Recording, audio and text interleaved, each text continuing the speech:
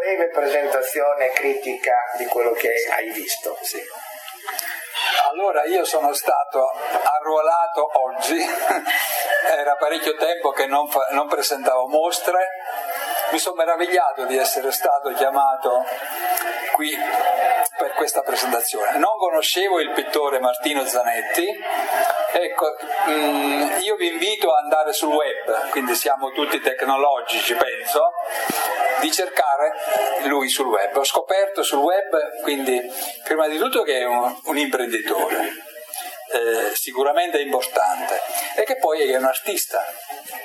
Quindi praticamente è la stessa persona che fonde quindi la creatività industriale, quindi imprenditoriale, quindi nel creare ricchezza, nel dare lavoro ai dipendenti e quindi creare pane per le famiglie e creare ricchezza anche per l'indotto, che poi ha a che fare con le sue aziende.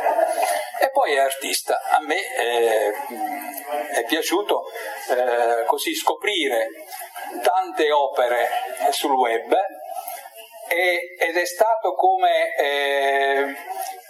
vedere un'antologica, cioè vedere l'insieme di tante opere che lui ha creato in epoche diverse e quindi anche opere esteticamente diverse.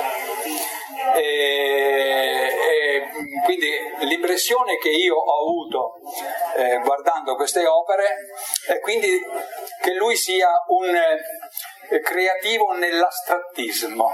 Quindi parente, lo abbiamo sentito che ha detto, che ha parlato di Kandinsky.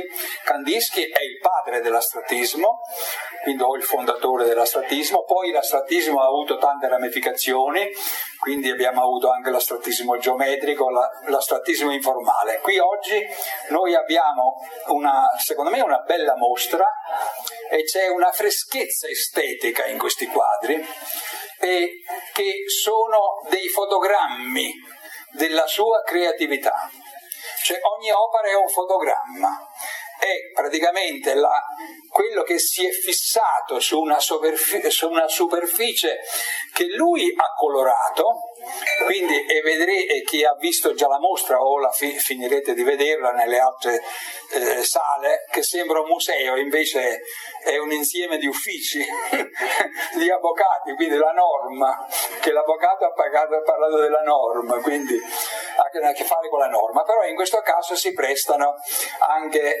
all'arte e quindi alla trasgressione, no? Come è stato detto nel titolo di questa mostra. Allora queste opere nascono dalla gestualità, dal gesto. Ecco, chiaramente siamo nell'astrattismo, però praticamente mi pare che l'artista era d'accordo con me che io le vedo, le colloco nell'informale lirico. Informale perché noi non vediamo una forma di figure o di oggetti eccetera, quindi è un'arte aniconica, quindi non c'è l'immagine, però praticamente lui nel momento in cui crea, quindi definisce quindi le traiettorie e quindi anche i segni di queste gocce, di questo gocciolare della pittura sulla superficie. Chiaramente non ci sono solamente queste traiettorie di colori, ma ci sono anche le macchie. Quindi questi filamenti e queste macchie, per effetto anche del fondo dell'opera, ci danno delle sensazioni. Qui il nostro l'impressione che ne abbiamo nasce da un fatto retinico, cioè attraverso la nostra vista queste immagini entrano dentro di noi e ci possono piacere o non piacere, però è innegabile che queste comunque entrano in noi, quindi hanno un effetto. E quindi la cosa interessante è che c'è una varietà di cromie, quindi quando ho visto le opere più astratte, diciamo, sul web, ho pensato che lui adoperasse solo i colori fondamentali, i 3 colori, cioè il rosso, il giallo e il blu. Invece qui vedo che ci sono anche i colori derivati, quindi c'è una varietà cromatica, o diciamo c'è tutta la tavolozza. Ecco, lui si esprime quindi creando queste immagini, perché poi sono immagini, quindi adoperando tutta la tavolozza, e lo fa naturalmente sia perché questa è la sua, abbiamo parlato con lui di ispirazione, lui non è d'accordo sull'ispirazione, cioè praticamente io avrei detto che uno è ispirato e crea un'opera in quel momento secondo l'ispirazione, cioè comunque è invece una gestualità, e quindi in quel momento lui a che cosa bada, secondo me, magari non è d'accordo, cioè bada all'equilibrio cromatico che si viene a creare sull'opera. Quindi noi che siamo i fruitori poi possiamo naturalmente accettarlo o non accettarlo, e ne abbiamo delle sensazioni, e qui quindi le sensazioni in effetti nascono dal fatto dell'espressionismo, perché ci sono stati, cioè nella storia dell'arte si dice che poi l'informale lirico in effetti ha a che fare con i fauve e con l'espressionismo.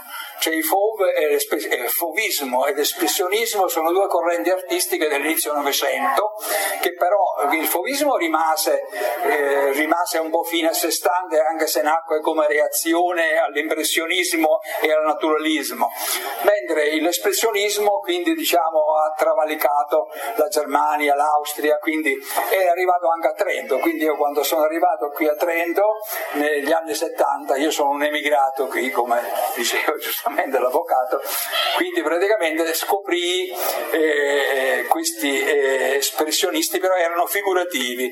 È un artista a cui fu dedicata una mostra, allora c'era il Palazzo delle Albere, adesso c'è il Mart, mi pare era Kokoschka, e quindi siamo praticamente in quell'ambito.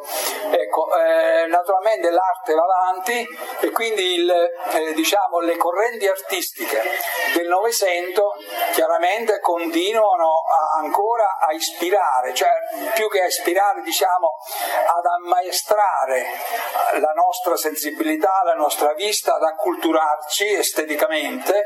E non so adesso nelle scuole d'arte come vanno le cose. Io ho lasciato la scuola una ventina di anni fa, ma non insegnavo alla scuola d'arte, e quindi il Covid ha sfasciato un po' tutto, e questo a me è molto dispiaciuto, perché ci hanno perso l'arte, la letteratura, la poesia, insomma ci abbiamo perso tutto, ci ha perso anche il teatro, eccetera eccetera. Quindi io direi che dopo questa chiacchierata chi ha interesse si guardi un po' più attentamente le opere e quindi vedere l'effetto che fanno.